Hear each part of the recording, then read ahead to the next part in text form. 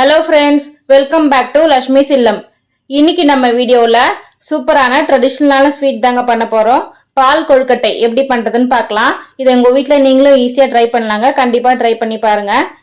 இப்போ வாங்க பால் கொழுக்கட்டை எப்படி பண்ணுறதுன்னு பார்க்கலாம். 1 டம்ளர் 2 டம்ளர் சுடு தண்ணி வச்சுக்கோங்க மாவு பிசையறதுக்காக. இதில் கொஞ்சமாக உப்பு ஆட் பண்ணிக்கோங்க. மாவுக்கு தேவையான உப்பை ஆட் பண்ணிட்டு நல்லா மிக்ஸ் பண்ணி விட்டுருங்க. இப்போ தண்ணி லேசாக ஹீட் ஆகிட்டோன்னா எடுத்துக்கோங்க. இடியாப்ப மாவு 1 கப்பு, பச்சரிசி மாவு எடுத்துக்கோங்க. இப்போ இதில் நம்ம ஹீட் பண்ணி வச்சிருக்க தண்ணியை கொஞ்சம் கொஞ்சமாக சேர்த்து நல்லா பிசைஞ்சுக்கோங்க. தண்ணி சூடாக இருக்கிறதால கரண்டியில் லைட்டாக கலரி விட்டுக்கிறேன்.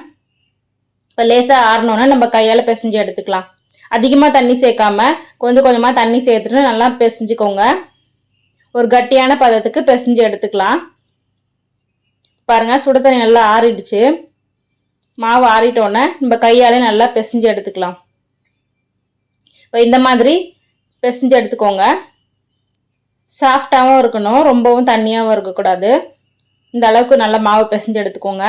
இந்த மாவு நம்ம கொஞ்சம் கொஞ்சமாக இதை உருட்டிக்கலாம். இந்த மாதிரி ஷேப்லையும் நீங்கள் உருட்டிக்கோங்க.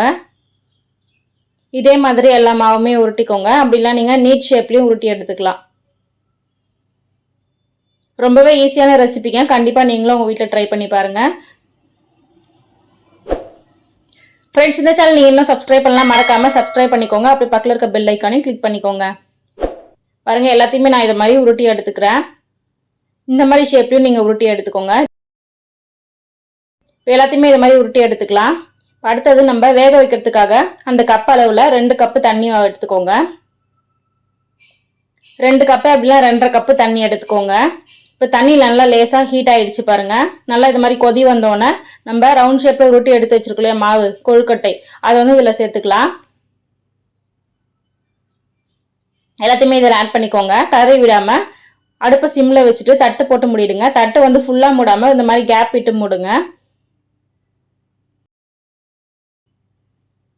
இப்போ தட்டு ஓப்பன் பண்ணி பாருங்கள். லேசாக கலரி விட்டுருங்க. உடையாமல் லேசாக கலரி விட்டு மறுபடியும் மூடி விட்டுருங்க. நம்ம தேங்காவை அரைச்சி எடுத்துக்கலாம். ஒரு தேங்காவை நல்லா உடச்சி பீஸ் பீஸாக போட்டு அரைச்சிட்டு கூட ஏலக்காய் போட்டு அரைச்சி எடுத்துக்கோங்க. அரைச்சி எடுத்து நல்லா திக்கான பாலை எடுத்து வச்சுக்கோங்க. கொஞ்சமாக தண்ணி சேர்த்துட்டு அரைச்சிட்டு திக்கான பாலை எடுத்து வச்சுக்கோங்க. இப்போ கொழுக்கட்டை வெந்துருச்சான்னு பார்க்கலாம். நல்லா நசுக்கி பார்த்தீங்கன்னா உங்களுக்கு நல்லா மாவு வெந்திருக்கா இல்லையான்னு தெரிஞ்சிடும். அது மாதிரி செக் பண்ணிவிட்டு இறக்கி வச்சுக்கோங்க. இப்போ நம்ம 1 கப்பு வெல்லம் எடுத்துக்கலாம். நீங்கள் ஸ்வீட்க்கு ஏற்ற மாதிரி எடுத்துக்கோங்க. 1 அப்படிலாம் 1.5 கப்பு வெல்லம் எடுத்துக்கோங்க. இப்போ 1 கப்பு தண்ணி ஆட் பண்ணிவிட்டு இதில் வெல்லத்தை சேர்த்துக்கலாம். வெல்லத்தை சேர்த்துட்டு நல்லா மிக்ஸ் பண்ணி விட்டுக்கோங்க. வெள்ளை பாக்கு எடுக்க வேண்டாம். வெல்லம் நல்லா கரைஞ்சி இந்த மாதிரி கொதி வந்தோன்னு நம்ம இறக்கிக்கலாம். இது நம்ம வடிகட்டி எடுத்துக்கலாம். வடிகட்டிட்டு எடுத்துட்டு பாருங்கள் எவ்வளோ டஸ்ட் இருக்குது பாருங்கள். அதால் தான் நம்ம வடிகட்டி எடுத்துருக்கோம். இப்போ வெல்லத்தை நல்லா கரைச்சி எடுத்தாச்சு.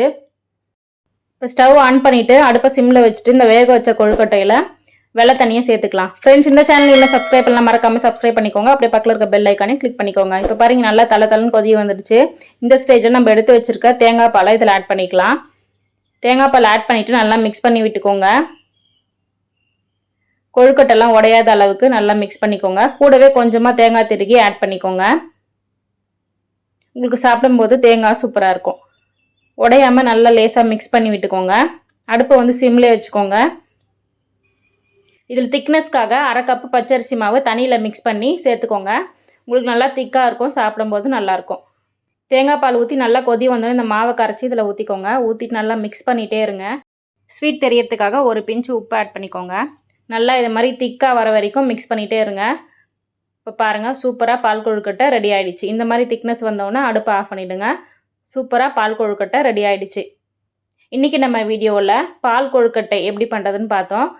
கண்டிப்பாக நீங்களும் உங்கள் வீட்டில் ட்ரை பண்ணிவிட்டு கமெண்ட் செக்ஷனில் ஷேர் பண்ணிக்கோங்க. நம்ம அடுத்த வீடியோவில் பார்க்கலாம். தேங்க்ஸ் ஃபார் வாட்சிங்.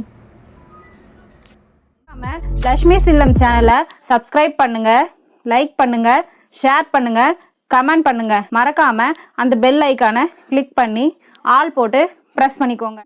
நம்ம அடுத்த வீடியோவில் பார்க்கலாம். தேங்க்ஸ் ஃபார் வாட்சிங். Keep supporting us.